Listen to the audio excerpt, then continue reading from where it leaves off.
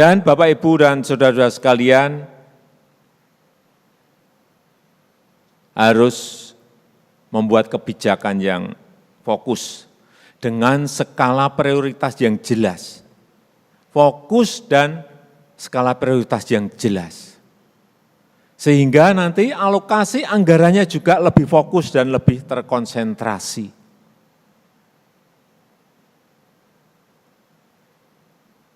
Saya melihat satu provinsi ada yang mata anggarannya sampai 40.000 mata anggaran kegiatan.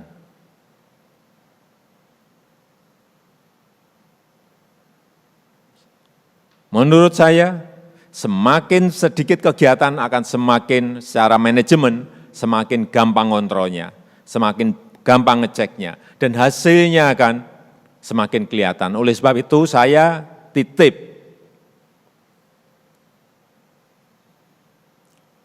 buat 1, 2, atau 3 saja kegiatan besar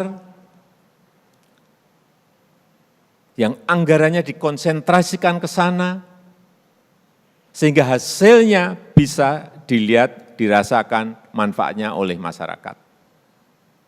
Sebagai contoh,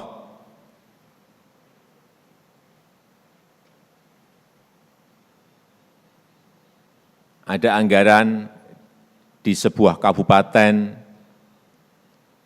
2 triliun misalnya.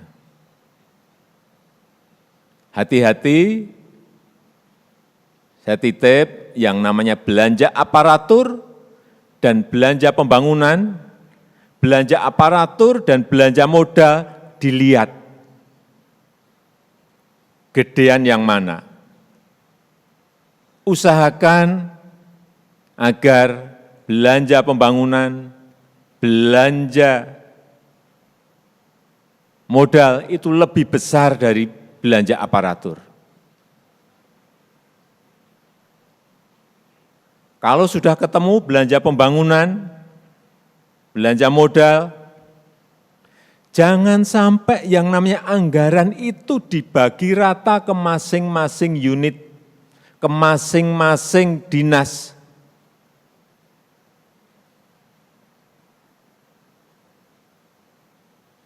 Hati-hati, sekali lagi, yang Bapak, Ibu, dan saudara-saudara prioritaskan yang mana?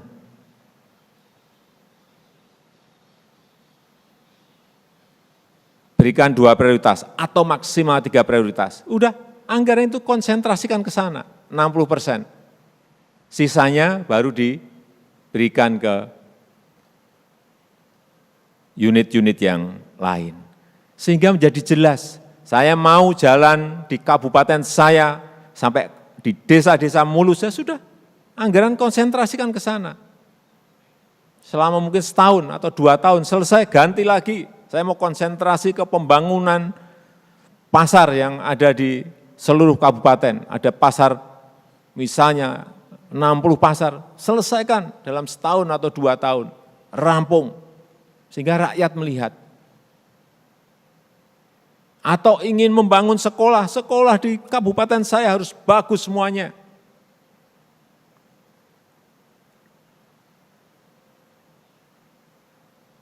Sehingga kelihatan mana prioritas, mana yang menjadi unggulan.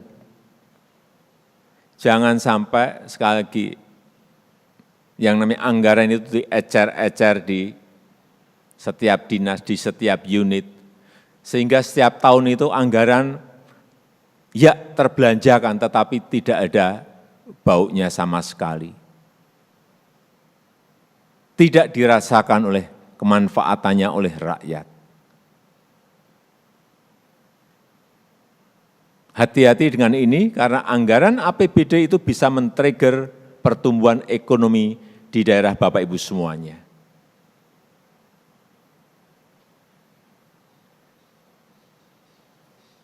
Karena Bapak, Ibu, dan saudara-saudara ada pemimpin, baik di provinsi, di kabupaten, dan di kota, Bapak harus berani menentukan ini. Bapak, Ibu harus berani menentukan ini. Kalau tidak, saya perlu mengingatkan, kalau Bapak Ibu tidak bisa mengkonsolidasikan ini, manajemennya tidak seperti yang tadi saya sampaikan, kemudian anggaran diecer-ecer di dinas-dinas, di unit-unit yang ada, karena masalahnya pasti selalu ada, karena enggak dirasakan oleh masyarakat, hasil kepemimpinan Bapak, Ibu, dan saudara-saudara sekalian, ya tidak terpilih lagi. Karena anggarannya hilang setiap tahun, realisasi setiap tahun tapi tidak kelihatan.